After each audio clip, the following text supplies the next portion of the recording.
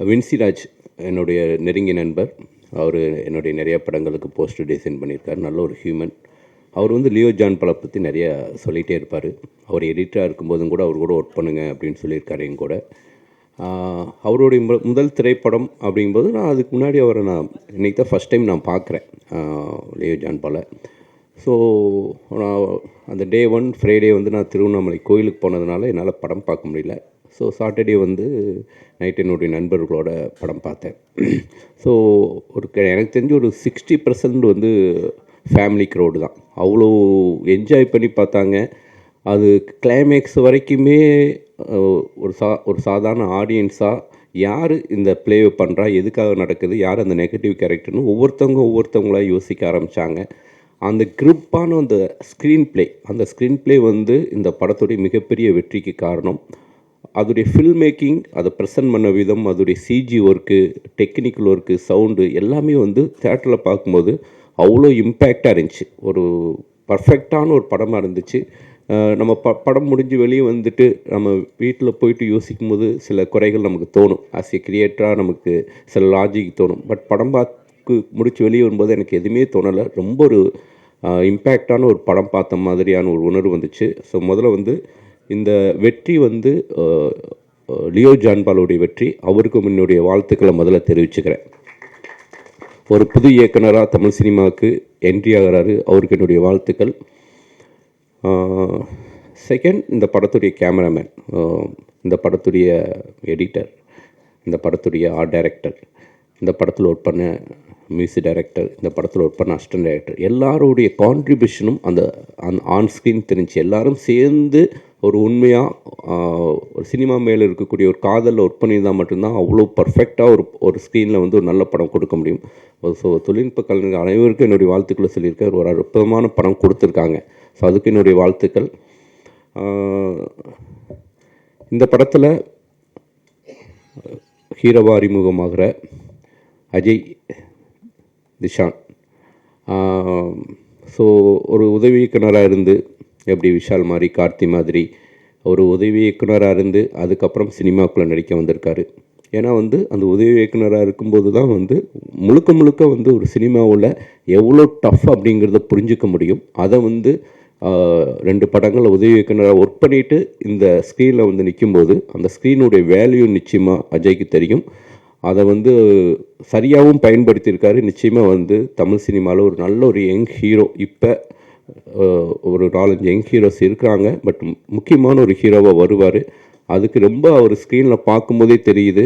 சாதாரண ஏதோ ஒரு லவ் பண்ணிவிட்டு லவ் ஃபெயிலியர் ஆகிட்டு அப்படின்னு ஒரு சின்ன ரோல் கிடையாது. அவ்வளோ வெயிட்டேஜான ஒரு ரோல்.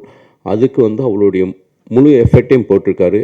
நிச்சயமாக தமிழ் சினிமாவில் ஒரு முக்கியமான ஒரு ஹீரோவாக வரணும் அப்படின்னு நான் வந்து ப்ரேயர் பண்ணிக்கிறேன். அஜய்க்கு என்னுடைய வாழ்த்துக்கள். விஜயாண்டி சார் வந்து அஜய் பேசும்போது அப்படியே பார்த்துட்டே இருந்தார். அப்படியே ஒரு அப்பா பையனை பார்க்குற மாதிரி எனக்கு இருந்துச்சு. அப்படியே வந்து ஏன்னா விஜயாண்டி சார் அந்த ஏஜில் ஹீரோ ஆகணும்னு ஆசைப்பட்டிருப்பார். ஸோ அவருடைய ஆசையை வந்து அவர் முன்னாடி நின்று பேசிகிட்டு இருக்கிற மாதிரி பார்த்தாரு. அதுவே எனக்கு ரொம்ப பிடிச்சிருந்துச்சி.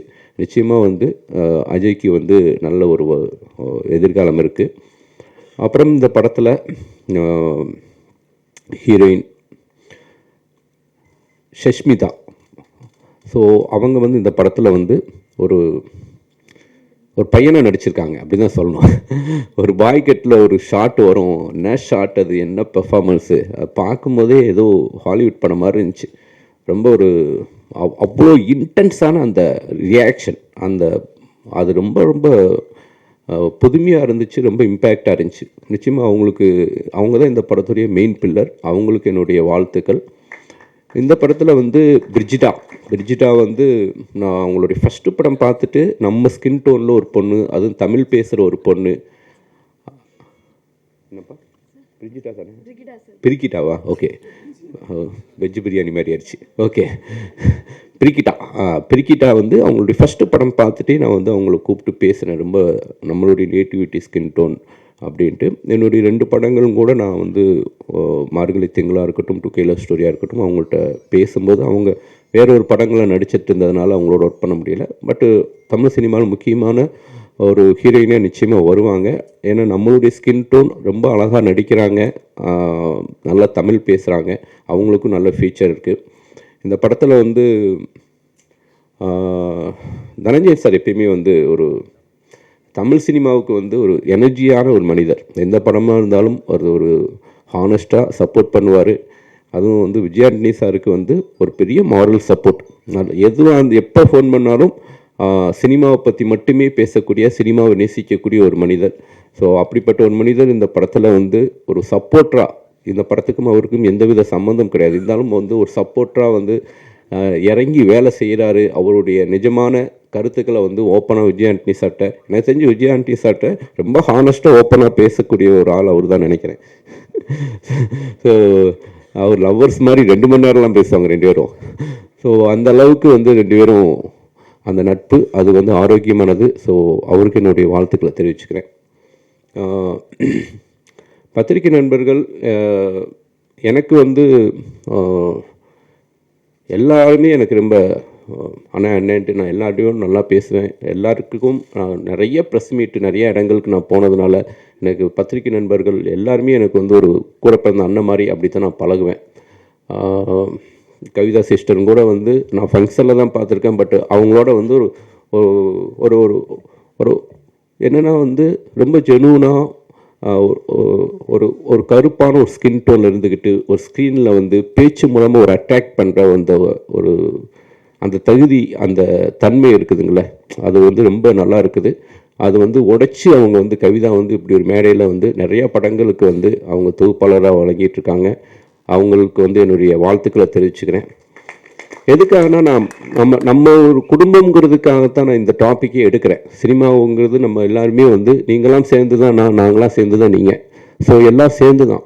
பட்டு சமீபத்தில் டிஎன்ஏ திரைப்படமாக இருக்கட்டும், மார்கன் திரைப்படமாக இருக்கட்டும், பிகினிங் ஃபஸ்ட்டு 2 days ரிவ்யூ பார்க்கும்போது ரொம்ப பாசிட்டிவான ரிவ்யூவே இல்லை.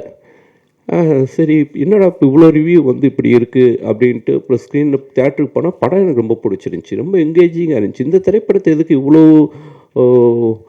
ஒர்த்லெஸ் படம் அப்படின்லாம் சொல்லியிருக்கிறாங்க அப்படின்லாம் எனக்கு ரொம்ப வருத்தமாக இருந்துச்சு. டிஎன்ஏ திரைப்படத்துக்கும் அது நடந்துச்சு, இந்த திரைப்படத்துக்கும் அது நடந்துச்சு. ஸோ என்னென்னா இப்போ ஒவ்வொரு யூடியூபர்ஸாக இருக்கட்டும், எல்லாருமே வந்து உங்களுக்கான அந்த வியூவர்ஸ்க்கு நீங்கள் உண்மையாக இருங்க. அதுதான் நான் சொல்கிறது. இப்போ வந்து எப்படி வந்து போதை கலாச்சாரம் வந்து தமிழ் சினிமாவில் ரொம்ப இப்போ வந்து பயங்கரமாக பேசப்பட்டுருக்கு. அது வந்து ரொம்ப நாளாக நடந்துகிட்ருக்குது, இப்போ தான் வந்து தெரிஞ்சிருக்குது, இப்போ தான் அது வந்து வெளியே வந்துருக்குது. ஸோ அதே மாதிரி வந்து யூடியூப்பில் வந்து பணம் வாங்கிட்டு ரிவ்யூ பண்ணுற ஒரு கலாச்சாரம் ரொம்ப நாளாக நடந்துகிட்ருக்குது. அது வேண்டாம், அது ஆரோக்கியமான விஷயம் கிடையாது. அது வந்து உங்களை ஃபாலோ பண்ணுற அந்த வியூவர்ஸ்க்கு நீங்கள் துரோகம் பண்ணுற மாதிரி. அது வந்து என்னை தயவு செஞ்சு அது மாதிரி பண்ணாதீங்க.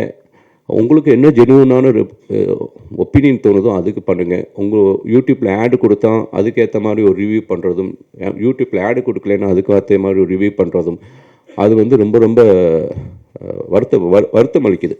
ரொம்ப ஜெனுவனாக இருக்கணுங்கிறது தான் என்னுடைய ஒப்பீனியன். இது வந்து இப்போ நான் இது மாதிரி பேசுகிறதுனாலும் கூட சில யூடியூபர்ஸ்க்கு என் மேலே கோபம் வரும், இவன் என்ன யோகியமா அப்படின்ட்டு. ஸோ நான் யோகியம் தான். ஏன்னா என்னுடைய சினிமாவுக்கு, என்னுடைய தயாரிப்பாளருக்கு நான் ரொம்ப நேர்மையாக தான் நான் படங்கள் பண்ணிகிட்ருக்கேன். ஸோ நம்ம பண்ணுற வேலைக்கு உண்மையாக இருக்கணும்.